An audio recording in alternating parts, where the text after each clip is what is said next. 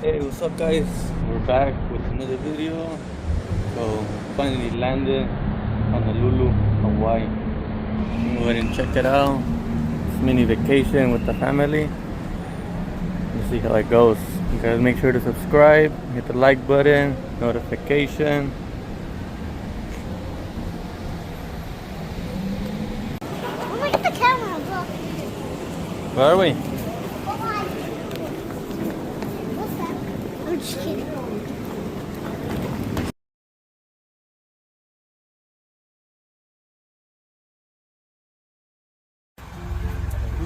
Where are you gonna go?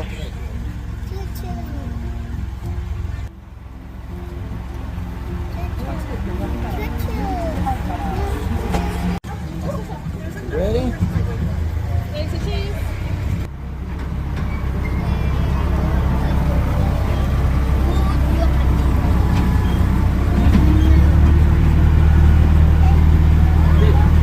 Look at those are bananas.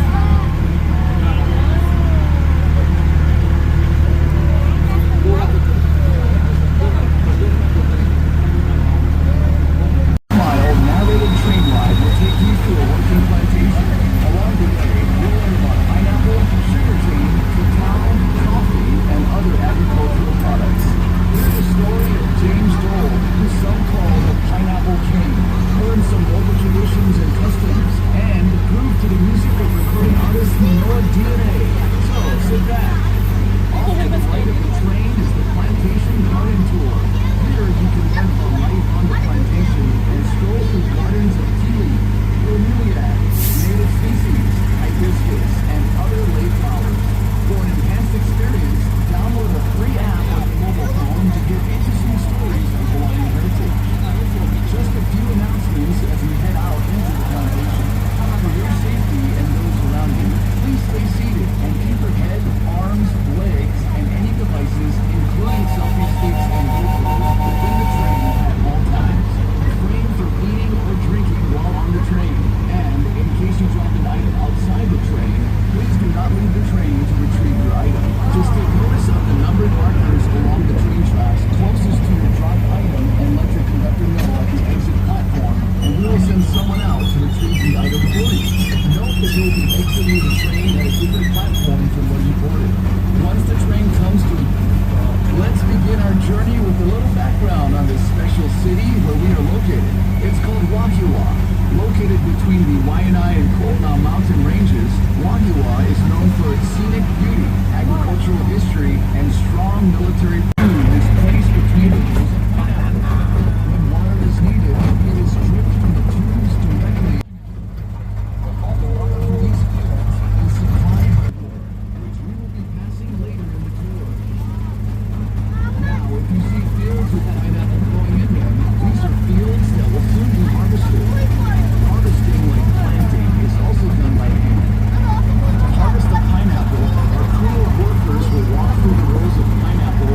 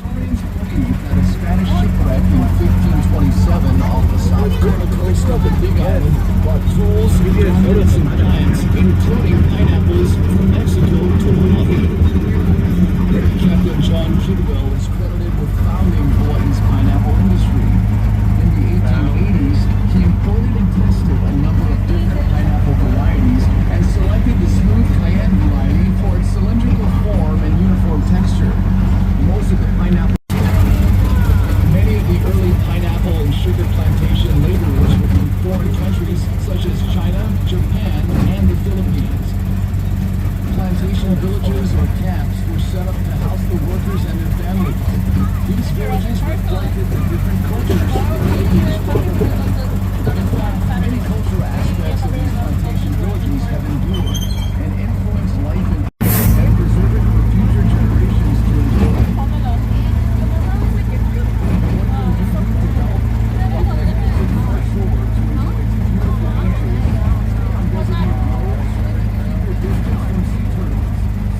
There's like apples right there.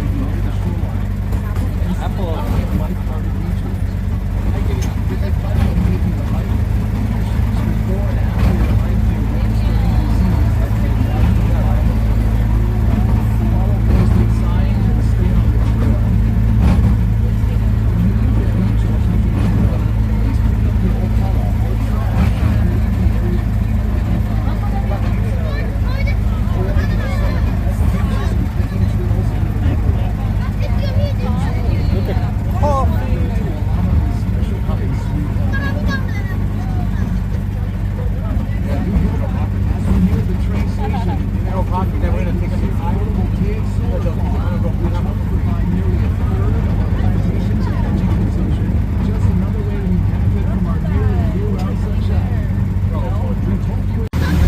Coming up on your left are pineapple fields.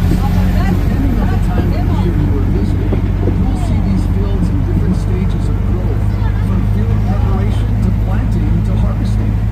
If you see the fields barren, they are being prepared for planting. To prepare the field for planting, the ground is plowed and mixed with fertilizer.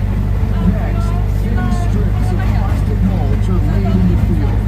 The plastic mulch helps retain moisture, controls weeds and pests, and keeps the soil to stimulate root growth. You may be wondering why the soil is reddish in color. Well, it's because the decomposed volcanic ash in the soil results in high amounts of oxidized iron, which in turn causes the reddish tint. The high iron content in the soil is good for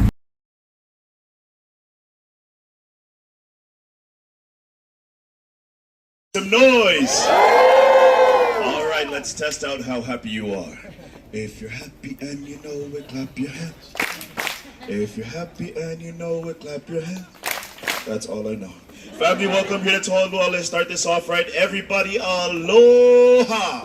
Aloha. Thank you. That was terrible.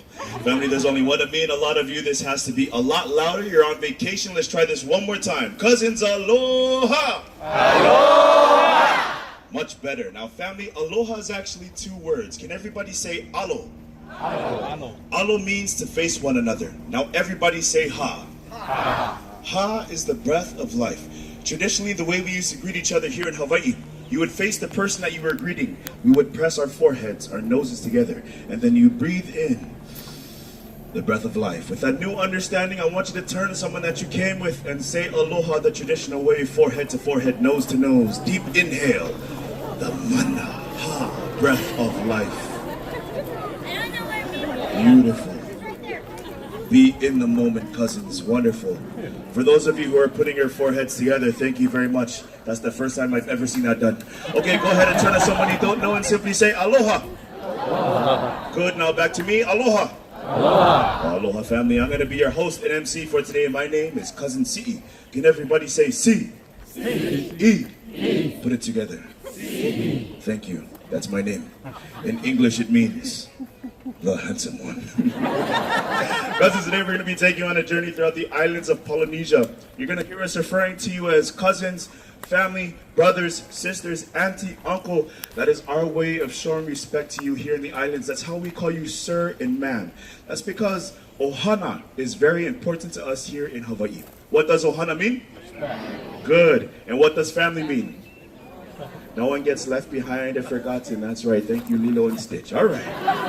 Now, cousins, with that being said, we're going to be talking to you about our people, the Polynesian people. Polynesia is two words. Poly means many, Nesian meaning islands. We are the many islands in the biggest ocean in the world, the Pacific. In order to find the Polynesian islands, you need to find the Polynesian triangle. It starts with Hawaii up top. You go down south, you're going to hit an island called Rapa Nui, also known as Easter Island, home of the big stone statues called moai. Go directly across from Easter Year 1100, this place was given to him and his family, and for over 700 years, this place served as a spiritual headquarters for the Hawaiian people. We serve our old gods all throughout this valley in what we call heiaus, or places of worship. The biggest temple on this island, Oahu, sits right behind you, right over there on the ledge of that mountain. It's called Pu'uomahuka. Now, California. Oh, anybody from California make some noise? Oh, bunch of you. Welcome, cousins. Thank you for volunteering. All right. Everybody not from California make some noise. All right, let's try this out. If you're visiting from the East Coast, please make some noise. International cousins with us, we'd love to recognize you if you're here outside of the United States. Canada cousins, where are you visiting from? Denmark. Denmark. Wow, a long ways from home. How do you say hello in your language? Hi. Hi, beautiful. Thank you, Denmark. Cousin here? I seen another hand up. No? Oh, you're with them. Beautiful. And please pray for us. Help us up the tree by clapping. The faster you clap, the higher they climb. Cheer them on, cousins. This is how we keep our men fit in the islands. Plant coconut trees every single day. Morning, afternoon, and night. Everybody scream. We're going to show you one more trick. They're going to switch trees by jumping. All right, family, are you ready? Yeah! Tomorrow they said, are you ready? Yeah! Everybody say jump. Yeah! These are the last coconut tree climbers that we have left. As they're making their way down, some of them are going to stop halfway. They're going to be showing you some of the poses that they did in the men's calendar of 2026. Take it away, gentlemen. Sneak peek. No. Now, family, believe it or not, the hardest part about climbing the coconut tree is coming down, because you have to support your whole body weight using nothing but your arms and your legs. They're doing it in a skirt. Come on, let's go see the pool. Is he here?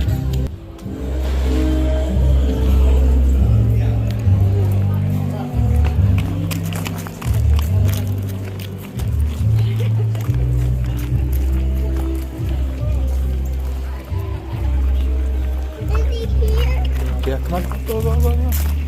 Where's he at? Go reach right there. So we're reaching. Careful.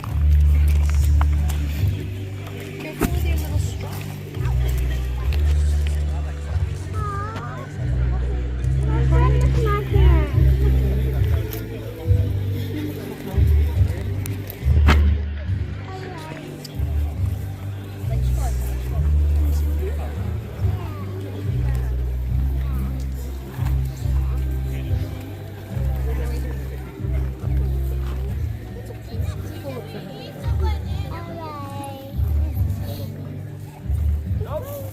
We just use it to cover the food. But we don't eat it. Maybe some other place, but we don't. Aloha family!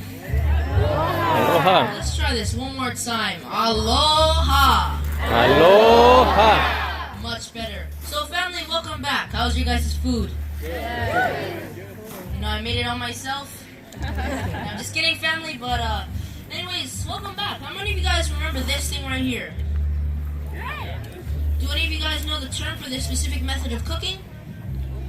Umu? Very good. No one ever gets that right. Now, family, this right here is called the umu, as you heard them say. Can everyone say umu?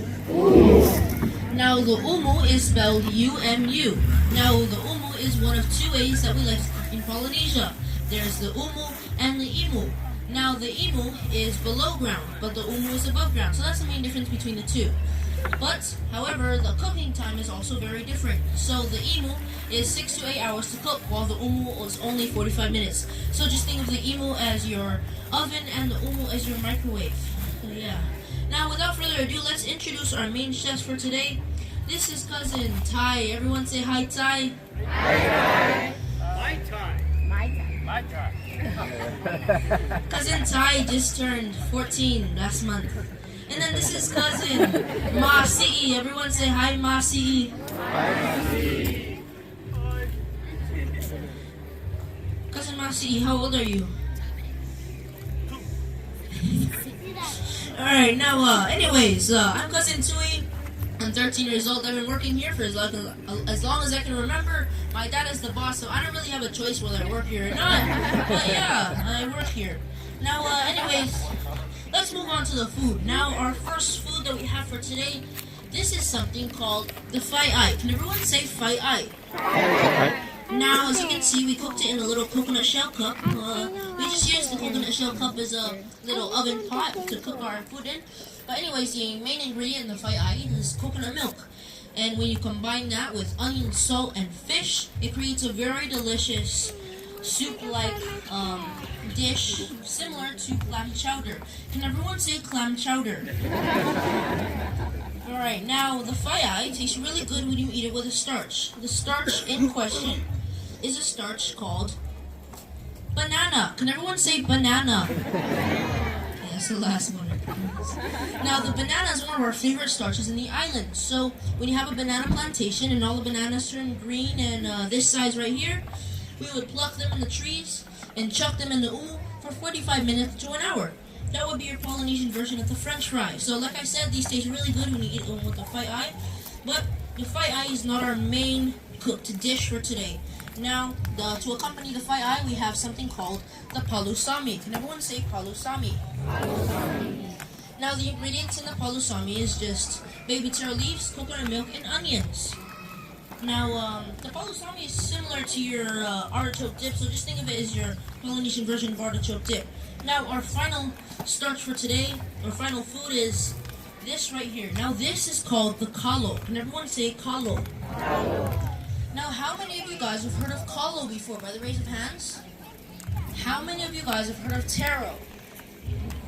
Okay, so they are one and the same. For those of you that haven't heard of taro before, it's kind of like your Polynesian version of potato. So anything that you can do with a taro, you can also do with anything you can do with a potato, you can also do with taro and more. So you can make taro chips, taro fries, and taro smoothies if you want. You can do a lot of things with taro. But one of the most popular ways in Polynesia to make taro is called fa'alifu kalo. Can you guys say that? That's good enough. So basically what the fa'alifu kalo is it just translates to kalo or taro cooked in coconut milk and onions. Sounds pretty good, right? Yeah. It's not good. Tastes like doo-doo. I'm just kidding. It's actually really good, but yeah, that's all we have for the umu today, family. If you guys want to come close, you guys can stand right over here and take some pictures of the food. If you guys have any questions at all, feel free to ask them. Mahalo, family, and thank you for coming.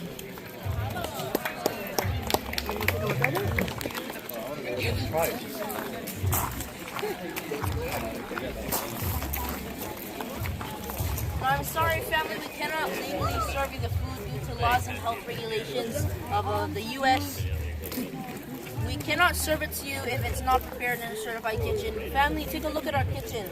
It's not certified. We just found out this morning.